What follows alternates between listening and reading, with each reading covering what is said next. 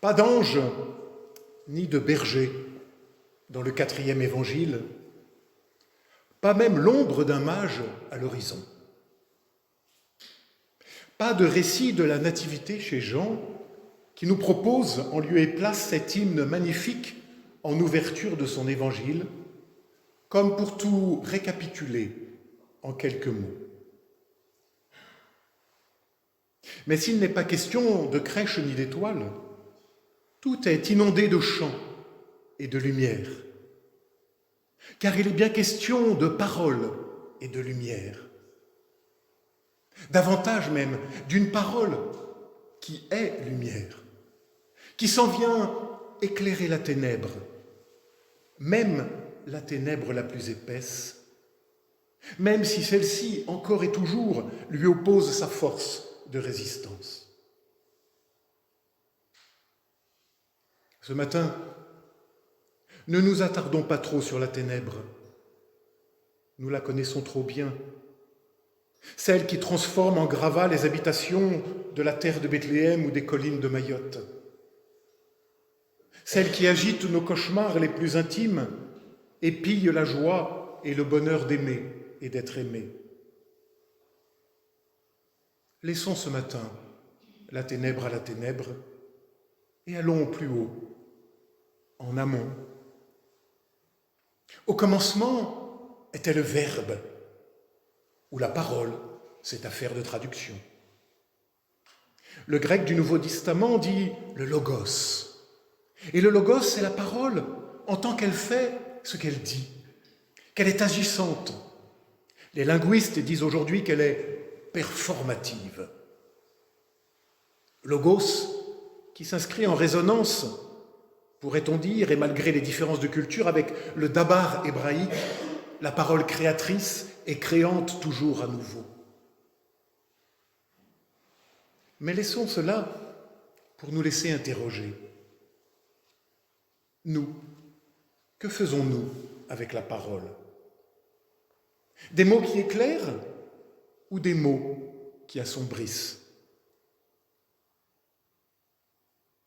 Notre évangile nous propose l'incroyable, des mots qui éclairent, des mots qui font des ponts, des mots qui relient, des mots qui tendent la main et qui relèvent, des mots qui illuminent même la ténèbre primordiale, des mots qui éclairent et illuminent.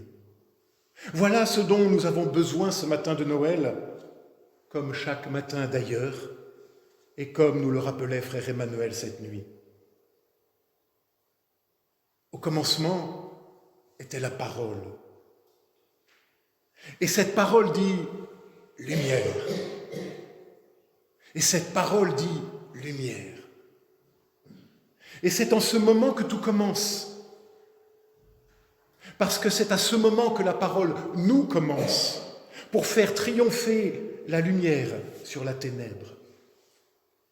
7 fois le mot lumière va rythmer notre texte pour faire de nous des témoins de la lumière. Rien ne sert de maudire l'obscurité, il vaut mieux allumer une lumière. 7 fois la lumière, lumière qui nous invite désormais à vivre l'ordinaire en pèlerin de lumière. Car telle est désormais notre tâche, vivre l'ordinaire en pèlerin de lumière. Mais allons encore un peu plus loin. Ma sœur, mon frère, et si Noël était encore autre chose? Non pas l'anniversaire de quelque chose qui s'est passé hier, il y a 2000 ans, mais l'annonce de quelque chose qui vient, qui survient, qui advient aujourd'hui dans nos vies et qui peut tout bouleverser.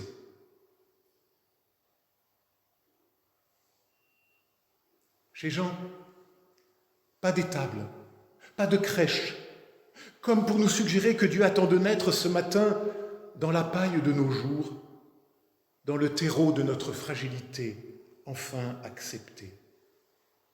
Non pas hier, mais aujourd'hui, pour nous ouvrir à demain. Dans une autre manière d'être humain, oui, naître à une autre manière d'être. Car en fait, c'est bien de naissance qu'il s'agit. Le verbe est là, un peu caché au milieu de notre prologue. Ils ne sont pas nés du sang, ni d'une volonté charnelle, ni d'une volonté d'homme, ils sont nés de Dieu, dit Jean. Qui sont ces « ils » ? Toi, moi, nous, tous ceux qui reçoivent cette parole. Parce que si Noël est bien la célébration d'une naissance, Jean nous suggère l'incroyable, l'impensable, et s'il s'agissait aussi de notre naissance. Oui, chez Jean, c'est toi, c'est moi, c'est nous qui naissons d'un même souffle avec l'enfant de Bethléem et qui sommes faits, nous aussi, enfants de Dieu. Souvenons-nous, l'enfant devenu grand dira plus tard à Nicodème, « Il te faut naître de nouveau ». Ainsi Noël, ce n'est pas l'anniversaire de quelque chose qui s'est passé il y a 2000 ans, non. C'est ton anniversaire. À toi qui reçois cette parole et qui te laisse transpercer par elle. Et cela se produit par la seule puissance d'une parole qui illumine.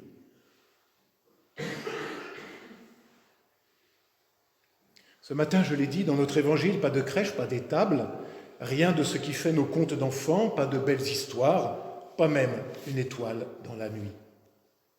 Mais bien plus, un chant. Oui, mes sœurs, un chant dans la nuit de nos vies. En effet, ce texte étrange et étranger, ces premiers versets de Jean, ne ressemblent pas à ce que nous avons l'habitude de lire dans nos évangiles. Ce n'est pas un récit, ce n'est pas une parabole, ce n'est pas un enseignement. C'est un chant, une hymne, un poème. Alors nous ne le voyons pas, la traduction ne le rend pas. Mais ces premiers versets de Jean en grec prennent la forme d'un poème lyrique parfaitement construit selon les règles de la poésie grecque de l'époque, parfaitement rythmé. En tout cas, c'est ce que disent les exégètes. Ainsi, tout commence chez Jean par un poème, un chant. Un chant dans la nuit. Comme pour nous révéler le secret de la vie, qu'il ne nous suffit pas d'être nés pour être humains, encore faut-il qu'une parole nous rejoigne et nous appelle à être. Vivre est un courage d'être contre l'obscurité et les ténèbres. Vivre est un courage d'être contre la souffrance et la fatalité, contre toutes nos condamnations à vivre, et cela malgré nos enfermements, malgré les violences subies, malgré nos errances et nos dépendances. Parce que vivre, ma sœur, mon frère, c'est naître, c'est renaître à chaque pas, et cela par la seule force d'une parole reçue, comme un chant dans la nuit.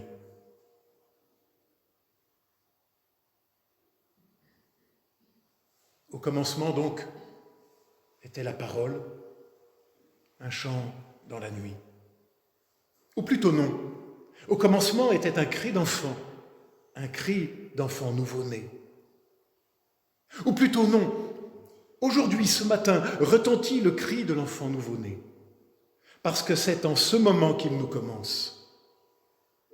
Et ce cri déchire l'obscurité en toi, en moi, en nous et entre nous. Ce cri ne vient pas de nous, mais de l'ailleurs. Ce cri nous fonde et nous appelle à être fils, fille de Dieu, fille, fils de la vie, pour pouvoir à notre tour enfanter la vie.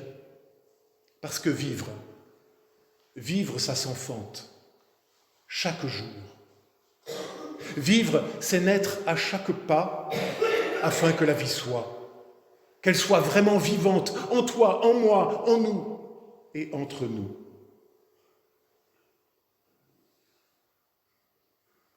Oh bien sûr. Parfois, nous n'en aurons plus la force et la ténèbre partout autour de nous semblera triompher.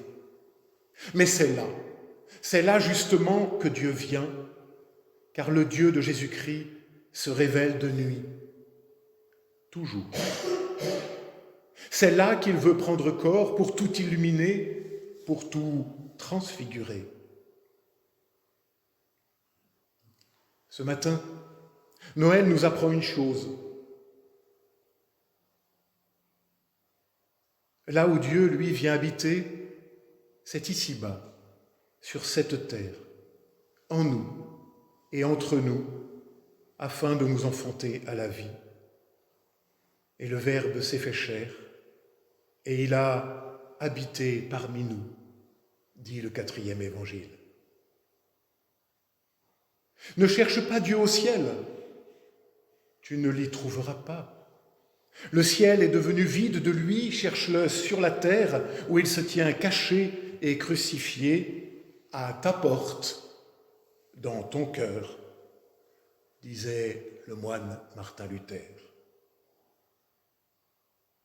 C'est cela, le miracle de Noël. Dieu vient en Christ habiter parmi nous, faire en nous sa demeure, planter sa tente, dit littéralement le grec, en nous, pour que triomphe à jamais la lumière sur les ténèbres, pour que triomphe à jamais la parole sur le mutisme, le chant sur la plainte. À nous, il incombe simplement d'accorder nos vies à la sienne, d'accorder nos paroles aux siennes et ainsi de le laisser illuminer et transfigurer nos existences, de nous laisser naître de son souffle. Alors, joyeux Noël, qu'il en soit ainsi.